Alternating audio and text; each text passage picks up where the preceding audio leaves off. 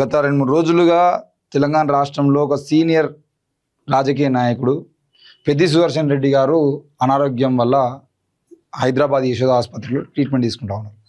అయితే హైదరాబాద్ యశోద ఆసుపత్రికి వచ్చేంత వరకు ఆయనకు ఎప్పుడు కూడా ఇలాంటి అనారోగ్య పరిస్థితుల వల్ల బిడ్డెక్కినటువంటి పరిస్థితులు కూడా చాలా తక్కువ.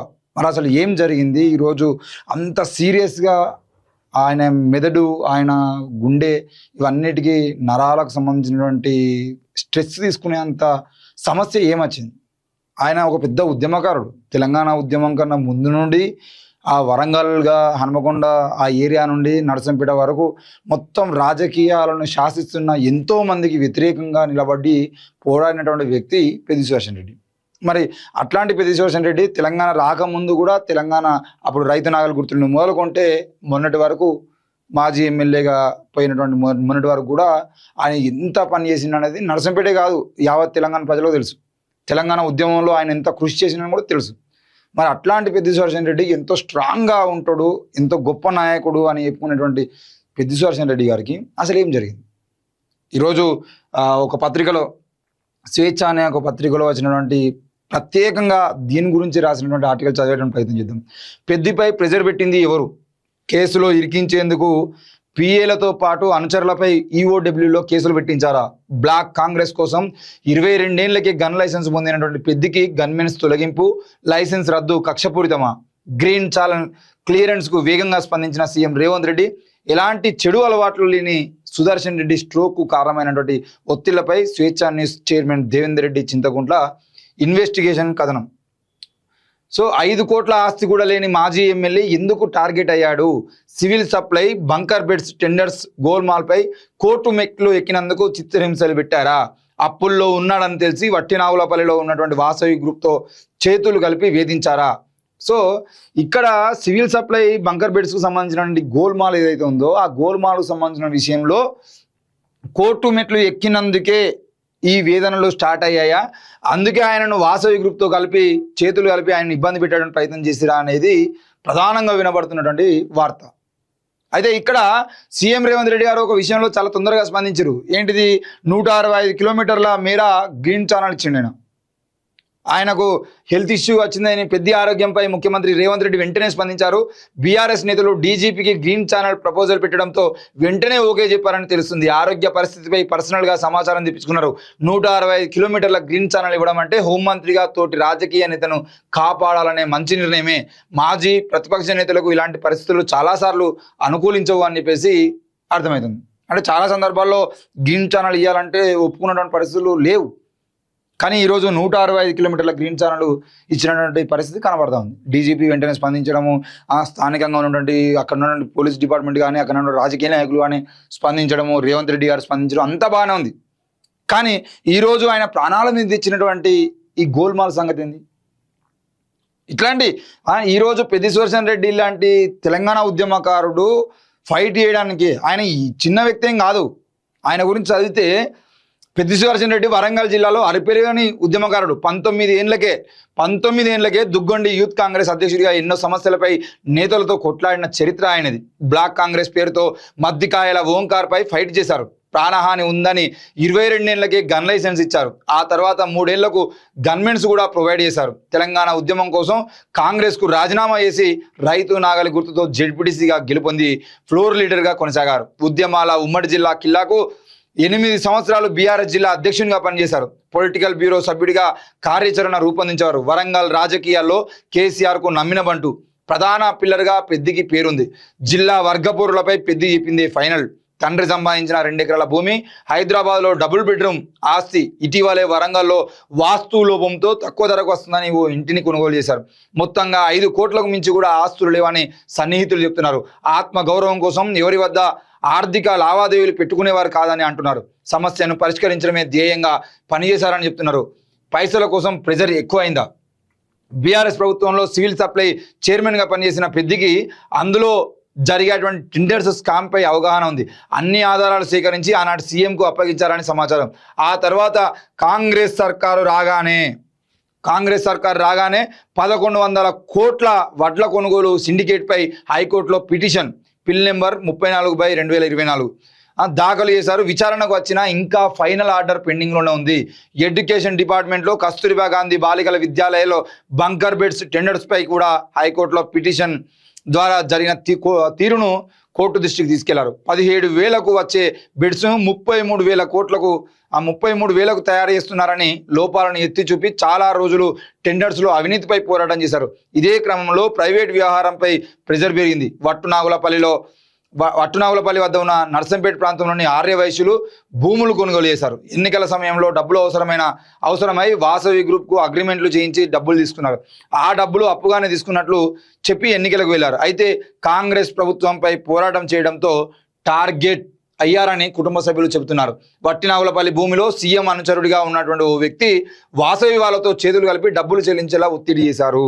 ఈ వాసవి గ్రూప్స్ సంబంధించిన విషయంలో ఇప్పటి వరకు హైడ్రా కానీ ఈ రేవంత్ రెడ్డి గారు చెప్పుకున్నటువంటి ఏ ఒక్క విషయంలో కూడా ఈ వాసవి గ్రూప్స్ సంబంధించిన దగ్గరికి మాత్రం ఎవరు ఓరు. ఏ ఒక్క వ్యక్తి ఈ వాసవి గ్రూపులకు సంబంధించిన అక్రమ కట్టడాలు కానీ ఆ భూముల కొనుగోలు అనుకున్నా ఏమనుకున్నా వాళ్ళు చెరువులు కబ్జా చేసిరని చెప్పినా వాళ్ళు హైడ్రా పరిధిలో నిర్మాణాలు చేస్తున్నారని చెప్పిన వాసవి గ్రూప్స్ అని కనబడింది అంటే ఆడికి రంగనాథ్ ఓడు, రేవంత్ రెడ్డి ఓడు, ఏ రెడ్డి ఓడు, ఆడికి ఏ అధికారి ఓడు, ఏ వ్యక్తి కూడా పోయి కనీసం అసలు అవసరమైతే పర్మిషన్స్ వాసవి గ్రూప్ వాళ్ళు డిపార్ట్మెంట్ దగ్గరకు వచ్చి పర్మిషన్ తీసుకోరు. ఈ డిపార్ట్మెంట్ వాళ్ళు ఎవరైతే ఉన్నారో అన్ని రకాల డిపార్ట్మెంట్ల వాళ్ళు అక్కడికే పోయి పర్మిషన్ ఇచ్చేస్తారు. అది వాసవి గ్రూప్స్ వాళ్ళది. ఈరోజు పెద్ది సుదర్శన్ రెడ్డి విషయంలో కూడా ఆ వాసవి గ్రూప్తో ఉన్నటువంటి రేవంత్ రెడ్డికి సంబంధించినటువంటి అనుచరుడిగా ఉన్నటువంటి వ్యక్తి వాళ్ళతో చేతులు కలిపి డబ్బులు చెల్లించేలా ఒత్తిడి చేస్తున్నారు. కోట్లాది రూపాయలు కావడం, ఆస్తులు లేకపోవడంతో తీవ్ర ఆర్థిక ఇబ్బంది ఎదుర్కొన్నారు. ఆ భూమి ఆయన కోసమే అగ్రిమెంట్ చేసి ఇచ్చామని చెప్పి సైబరాబాద్ ఎకనామికల్ అఫెన్స్ వింగ్లో ఫిర్యాదు చేయించారు. రాత్రి అడిషనల్ డీసీపీ పెద్దికి పిఏగా పనిచేసినటువంటి వ్యక్తిని తీసుకెళ్లి కొట్టారని ఆరోపణలు. దీంతో పాటు ఆయనకు అప్పుగా ఇచ్చినటువంటి వారందరిపై కేసులు నమోదు చేసి ఇప్పుడే ఆ డబ్బులు ఇప్పించాల్సిందిగా సుదర్శన్ రెడ్డిపై ప్రెజర్ పెంచారని సమాచారం. ఈయన పేరును కేసులు ఇరికించేందుకు నానా తంటాలు పడినా ఏ ఒక్కరు కూడా చెప్పలేదు. పైగా డబ్బుల వ్యవహారం కావడంతో 10 కోట్లకు పైగా సర్దుబాటు చేయాల్సిన అవసరం ఉండడంతో ఆయన మానసికంగా కుంగిపోయారని తెలిసింది. ప్రభుత్వం కేసులు వేయడం, మిగతా వ్యవహారాల్లో తలదూర్చడం మానుకోవాలని హెచ్చరించినట్లు బంధువులు ఆరోపిస్తున్నారు. మావోయిస్టులు లేరనే నెపంతో 30 ఏళ్లుగా గన్ లైసెన్స్తో పాటు రక్షణగా ఉండేటువంటి గన్మెన్స్ను తొలగించారు. కనీసం గన్ కూడా లేకపోవడం నైతికంగా ఇబ్బంది గురి చేసినట్లు సమాచారం. అయితే బీఆర్ఎస్కు వరంగల్ జిల్లాకు సంబంధించిన విషయంలో పెద్ది సుదర్శన్ రెడ్డి పిల్లర్ అనే విషయం మరింత.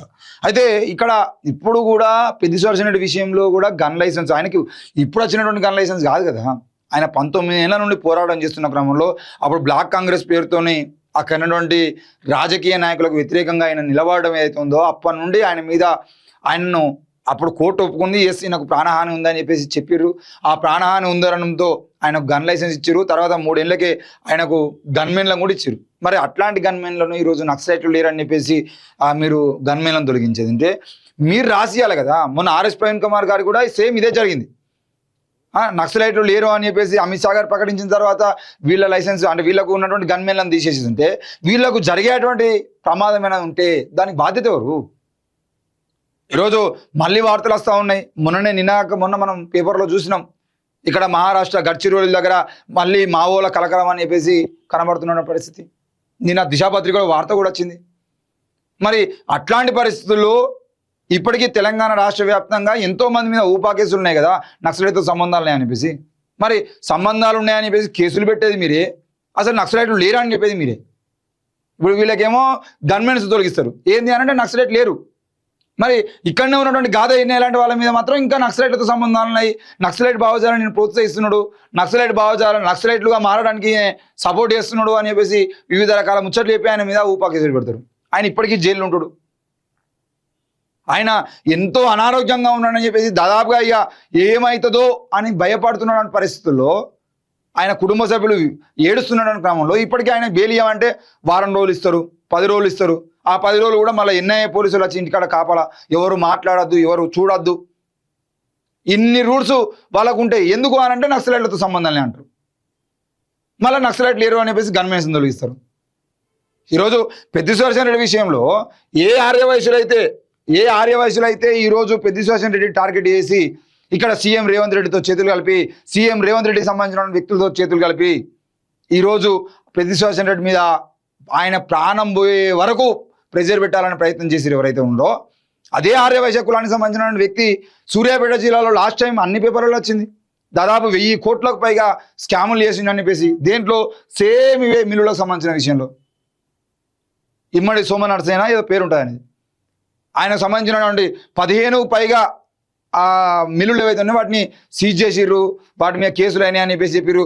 ఆయన ఈసారి మళ్ళీ వేరే పేర్లు పెట్టి అవే రైస్ మిల్లులకు వేరే పేర్లు పెట్టి పర్మిషన్ల కోసం ప్రయత్నం చేస్తే 1-2 వాటికి పర్మిషన్లు వచ్చిందని ఇప్పుడు వట్టజనయ్య ఏదైతే కేసు ఉందో సేమ్ యాజ్ ఇట్ ఈస్గా లాస్ట్ టైం జరిగినటువంటి 1000కి పైగా కోట్ల స్కామ్ జరిగినటువంటి వ్యక్తి మీ దగ్గర ఉండే మీరు ఎంత రికవరీ చేసారు? ఈ సివిల్ సప్లై వాళ్ళు చెప్పాలి కదా. ఈరోజు పెద్ది సుదర్శన్ రెడ్డి ఆయన దానికి సంబంధించిన శాఖకు చైర్మన్గా పనిచేశారు. చైర్మన్గా పనిచేసిన తర్వాత ఏం స్కామ్ జరుగుతుందో ఆయనకు తెలిసింది. ఆ స్కామ్కు సంబంధించిన విషయంలో ఎట్లా పోతే బాగుంటుంది అని చెప్పేసి ఆయన న్యాయ పోరాటం చేస్తూ ఉంటే ఆయన మీద ప్రెజర్ పెట్టేటువంటి మీరు ఈ రాష్ట్రంలో 1000 కోట్ల స్కామ్ ప్రతిసారి జరుగుతూనే ఉంది. ఈరోజు 70 కోట్లు ఏమో అధికారికంగా ప్రకటించారు వట్టజానకి సంబంధించి. మరి 1000 కోట్ల స్కామ్ చేసినప్పుడు పోయిన సంవత్సరం 1000 కోట్ల స్కామ్ చేసినటువంటి వ్యక్తిని మీరు ఎంత రికవరీ చేసిర్రు అది చెప్పాలి కదా. ఫస్ట్ 3 కోట్లు, తర్వాత 5 కోట్లు, తర్వాత 10 కోట్లు, 70 కోట్లు అని చెప్పేసి వట్టజానను ఇరికించాలని ప్రయత్నం చేసి ఆయన రైస్ మిల్లులను మూసేయాలని మాట్లాడి వివిధ రకాలుగా చెప్తున్నటువంటి వాళ్ళు ఎందుకు ఇమ్మడి సోమనరసేనకి సంబంధించిన 1000 కోట్లలో ఇంకో మేము 500 కోట్లు మళ్ళీ వెనక్కి తీసుకురాగలిగినాం, 1000 కోట్లు మేము వెనక్కి తీసుకురాగలిగినాం, ఆయన ఆస్తులు మొత్తం జప్తు చేసినాం, ఇవన్నీ ఎందుకు చెప్తలేరు? అంటే ఆయన ఆర్యవైశ్య కులానికి సంబంధించిన వ్యక్తి, ఆయన జోలికి పోయింటే మళ్ళీ వాళ్ళకి సంబంధించిన పెద్ద పెద్ద వాళ్ళందరూ ప్రభుత్వంలో ఉంటారు కాబట్టి వాళ్ళందరూ దిగుతారు. అదే వట్టజానే అయితే బీసీ, ఆయన గురించి ఎవరు రాడు. ఒకవేళ వచ్చిన ఒకరిద్దరు తిన్మార్మల లాంటి వ్యక్తులు సపోర్ట్ చేసినా కూడా వాళ్ళను కూడా ఏదో స్కామ్లో మీరు ఎట్లా సపోర్ట్ చేస్తారని చెప్పేసి మాట్లాడితే ఆయన కూడా సైలెంట్ అవుతాడు. మిగతా బీసీ నాయకులు ఎట్లా వీళ్ళకి సోయి ఉండదు. ఇదేనా మీరు అనుకుంటున్నారు అన్న విషయం? ఇట్లా ఎంతమంది మీద మీరు ఎవరైతే సివిల్ సప్లైకి సంబంధించిన దాని మీద కానీ బంకర్ బెడ్స్ అంటే కస్తూరిబా గాంధీ స్కూళ్ళలో 17,000కు తయారైనటువంటి బెడ్ను 33,000కు టెండర్ వేసిందండి, ఇది అన్యాయము, సగం రేటుకి వస్తాయి ఇవి అని చెప్పేసి ఆయన ఆ విషయంలో మాట్లాడితే అందరు కలిసి ఏం చేస్తారు? చంపుతారా మనుషుల్ని? ఈరోజు మీలాంటి ఎంతోమందికి ఆయన మొత్తం కంటిలో నడుచులాగా తయారైండు. ఈయన చెప్పిందే వేదం అన్నట్టుగా నడుస్తూ ఉన్న క్రమంలో మీరు నర్సంపేటలో ఏమేమి చేసి పెద్ది సుదర్శన్ రెడ్డి ఓటమికి కారణమయ్యారో అందరికీ తెలుసు.